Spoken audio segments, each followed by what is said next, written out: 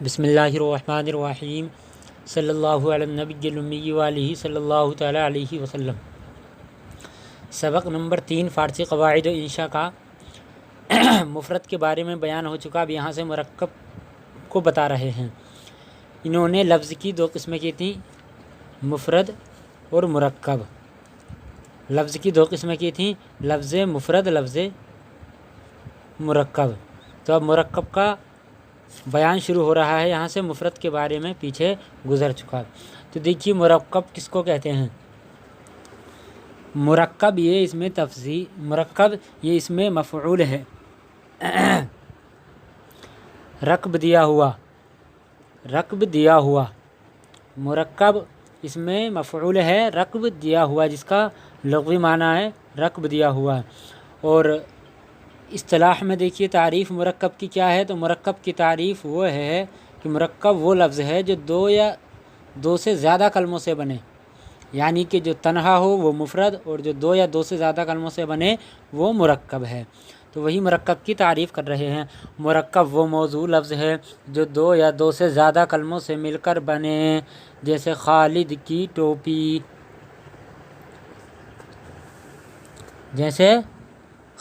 کی ٹوپی، یہ اردو کی مثال دیکھیے۔ تو خالد الگ ہے، ٹوپی الگ ہے، 2 لفظوں سے مل کر کے یہ مرکب ہو گیا۔ جیسے فارسی میں آگا کلاه خالد، خالد کی ٹوپی۔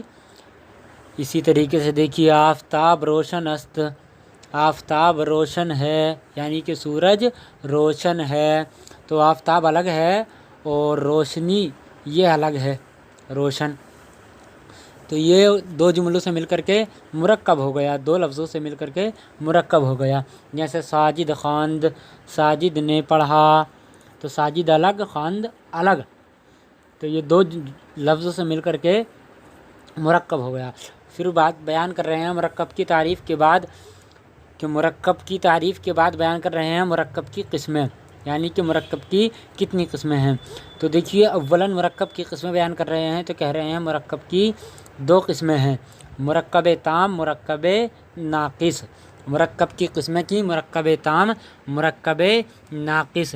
اب مرکب تام کو بیان کر رہے ہیں کہ مرکب تام کس کو کہتے ہیں۔ تو مرکب تام دیکھیے، مرکب تام کہتے ہیں الفاظ کی اس ترتیب کو جس سے پوری بات معلوم ہو جائے، یعنی کہ جس مرکب سے پوری بات معلوم ہو جائے وہ مرکب تام ہے، اور جس سے پوری بات معلوم نہ ہو، یعنی کہ سمجھ میں نہ آئے، جس سے پوری بات سمجھ میں نہ آئے وہ مرکب ناقص ہے۔ مرکب کی 2 قسمیں کی، مرکب تام، مرکب ناقص۔ مرکب تام جس سے پوری بات معلوم ہو جائے، سمجھ میں آ جائے، اور مرکب ناقص جس سے پوری بات سمجھ میں نہ آئے۔ دیکھیے تعریف مرکب تام کی۔ مرکب تام الفاظ کی اس ترتیب کو کہتے ہیں جس سے پوری بات معلوم ہو جائے، یعنی الفاظ کو ترتیب دیا، ترتیب دینے کے بعد میں جو الفاظ کو ترتیب دے کر مرکب ہو گیا، اب اس جملے سے پوری بات سمجھ میں آ رہی ہے تو وہ مرکب تام ہو گیا، جس سے پوری بات معلوم ہو جائے۔ اس کی تفصیل درس نمبر 7 میں آئے گی انشاءاللہ۔ اس کے بعد مرکب ناقص کی تعریف دیکھیے۔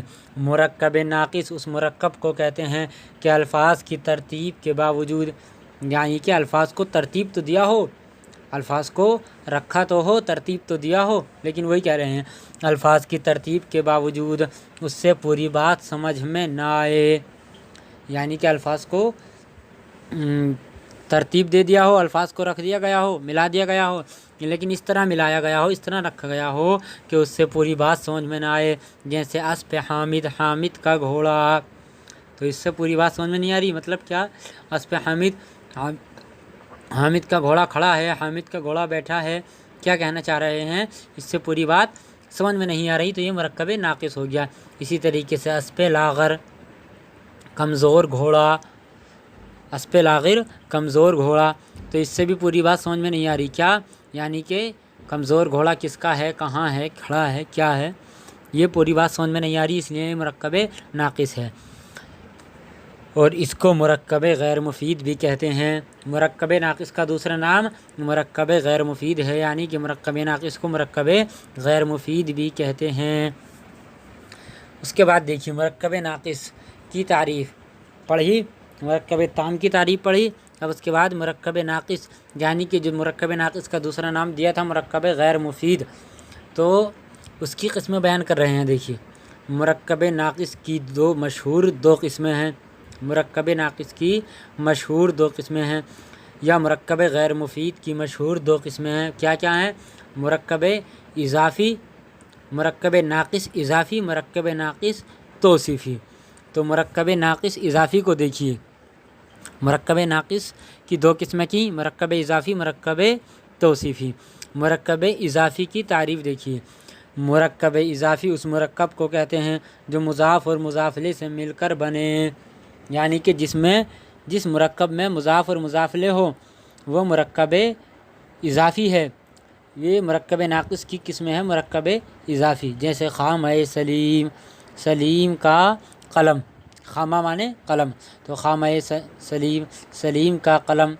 तो ये पर यहाँ पर मरकब इज़ाफ़ी है, यानी कि इजाफ़त पाई गई, यानी कि कलम की इजाफ़त पाई गई सलीम की तरफ, सलीम का कलम।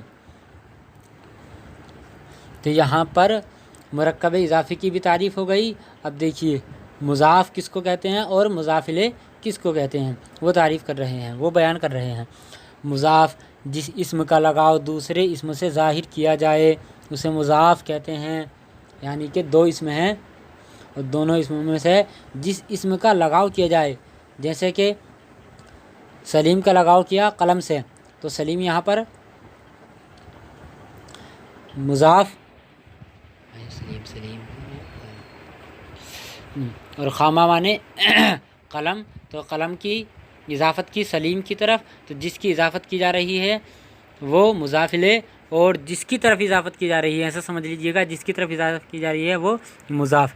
तो वही कह रहे हैं, जिस इस्म का लगाव दूसरे इस्म से ज़ाहिर किया जाए उसे मुज़ाफ़ कहते हैं। अब मुज़ाफ़ इलैह की तारीफ़, मुज़ाफ़ इलैह जिससे किसी दूसरे का लगाव ज़ाहिर किया जाए उसे मुज़ाफ़ इलैह कहते हैं, उसे मुज़ाफ़ इलैह कहते हैं। देखो मिसालें दे करके समझा रहे हैं।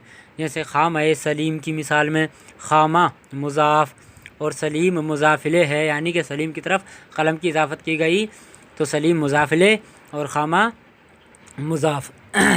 क्योंकि ख़ामा का लगाव सलीम से ज़ाहिर किया गया, ख़ामा का लगाव, जो ख़ामा का लगाव है, कलम का लगाव है, वो सलीम की तरफ है, तो सलीम की तरफ किया गया, तो सलीम हो गया मुज़ाफ़ इलैह और ख़ामा जिसका लगाव किया गया वो हो गया मुज़ाफ़।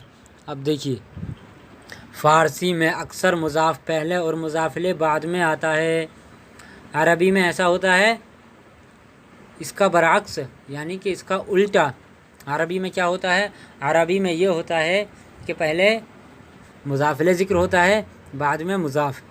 लेकिन फ़ारसी में देखिए, फ़ारसी में पहले मुज़ाफ़ अक्सर पहले मुज़ाफ़ आता है और बाद में मुज़ाफ़ इलैह आता है। वही कह रहे हैं, फ़ारसी में अक्सर मुज़ाफ़ पहले और मुज़ाफ़ इलैह बाद में आता है, और उर्दू में मुज़ाफ़ इलैह पहले और मुज़ाफ़ बाद में लिखा जाता है।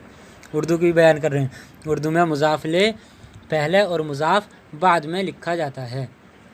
अब यहाँ तक हो गया सबक नंबर 3, यानी मरकब की तारीफ़, मरकब की किस्में। फिर मरकब की जो दो किस्में की, मरकब ताम नाक़िस, उन दोनों की तारीफ़ करके मरकब नाक़िस की किस्में बयान कर दी, फिर उनका खुलासा बयान कर दिया। अब यहाँ पर मुज़ाफ़ और मुज़ाफ़ इलैह को बयान कर दिया, लेकिन उसके बाद अगले सबक में अब इजाफ़त की अलामतों को बयान करेंगे कि इजाफ़त की अलामतें क्या क्या हैं, कौन कौन सी हैं।